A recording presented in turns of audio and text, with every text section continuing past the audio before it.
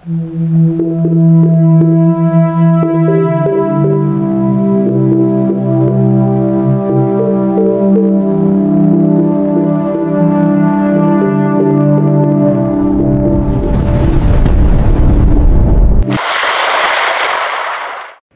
ang pinakahuling ulat panahon ngayong Lunes, ika-8 ng Setyembre taong 2025.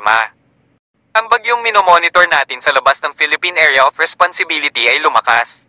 Taglay nito ang lakas na 85 km per hour at may pagbugso na umaabot sa 105 km per hour. Kumikilos ito pakanluran Hilaga sa bilis na 20 km per hour at huling namataan sa South China Sea. Pinapalakas nito ang hanging habagat, ngunit walang direktang epekto sa kanlurang bahagi ng bansa dahil matatagpuan ito sa kanluran ng Palawan. Hinihila ng bagyong ito ang hanging habagat palayo sa ating kalupaan. Easterlies. Mayroon din tayong minomonitor na easterlies o mainit na hangin nanggagaling sa Pacific Ocean.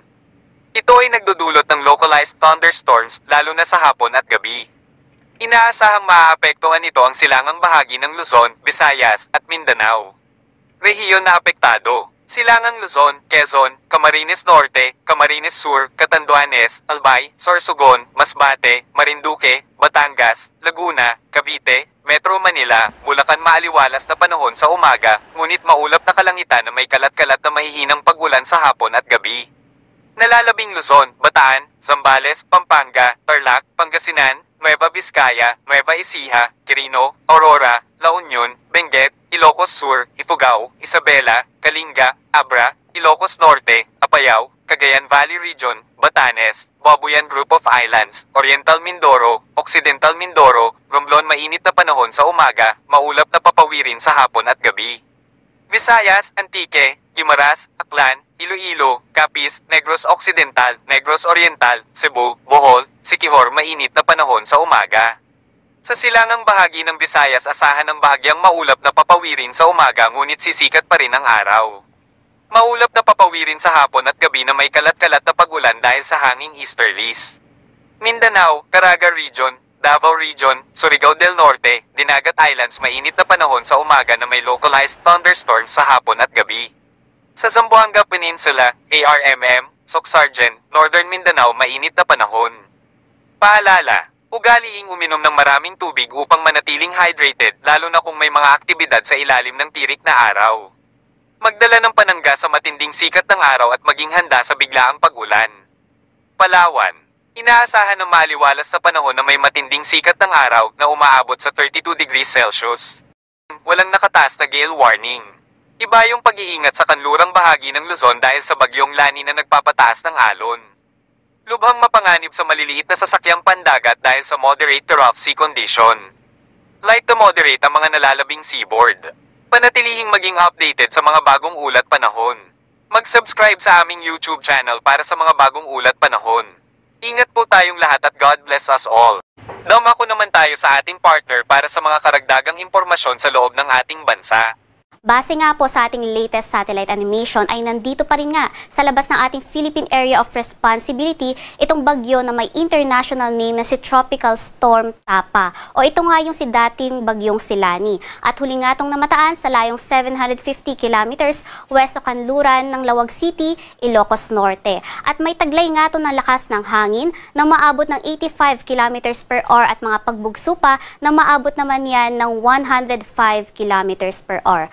At dahil nga patuloy itong papalayo sa kalupaan ng ating bansa, ay hinahatak nga nito itong habagat. Kaya naman, sa ngayon ay nasa monsoon break tayo. Ibig sabihin nito ay hindi nakakaapekto yung hanging habagat sa alinmang bahagi ng ating bansa. Kaya naman, ang kasalukuyang sistema na nakakaapekto sa atin ay yung easterlies o ito nga yung mainit na hangin na galing sa Pasipiko. At ito nga yung nakakaapekto ngayon dito sa may Southern Luzon, maging sa may Visayas at Mindanao. At nagdadala nga to ng mainit at maalinsangang panahon at matataas na tsansa ng mga ulan, pagkidlat at pagkulog, lalong-lalo na nga dito sa may silangang parte ng Visayas at Mindanao. Asahan nga natin na yung easterlies ay aabot na nga yung epekto dito sa may Metro Manila, maging sa may Calabarzon at Mimaropa hanggang dito sa may Bicol region. Kaya naman, magdadala pa rin ito ng mainit at maalinsang panahon sa umaga hanggang tanghali at pagsapit nga ng hapon ay dyan nabubuhos yung mga pulo-pulo at mga panandaliang mga pagulan, pagkidlat at pagkulog. Asahan din natin ang matataas na tsansa ng mga localized thunderstorms, lalong-lalo na nga dito sa may kanlurang parte ng Luzon. Ang temperatura nga dahil wala tayong masyadong mga pag-ulan sa umaga at bahagya lang yung kaulapan sa umaga ay magiging mainit at maaari pa yung umabot hanggang 33 degrees Celsius nga dito yan sa may Tuguegarao City.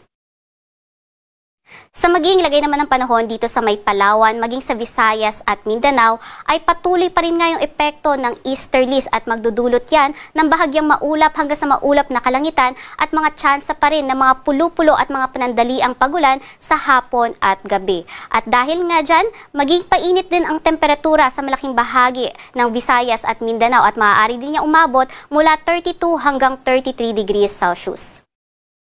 Sa magiging lagay naman ng ating karagatan, wala tayong nakataas na gale warning. Ngunit dito nga sa may kanlurang karagatan ng Luzon, asahan na magiging katamtaman ang mga pag-alon. Kaya muli, patuloy nating pinag-iingat yung ating mangisda at maliliit na sasakyang pandagat dahil nga sa epekto ng easterlies ay matataas yung tsansa ng mga offshore thunderstorms.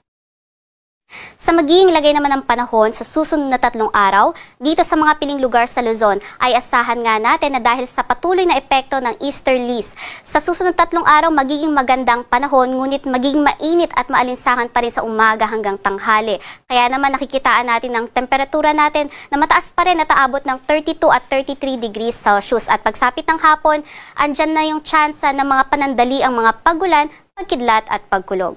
Halos ganito rin yung magiging panahon dito sa Kabisayaan, dala rin ng easterlies. At yung temperatura dito, maaari ding humabot ng halos 32 hanggang 33 degrees Celsius.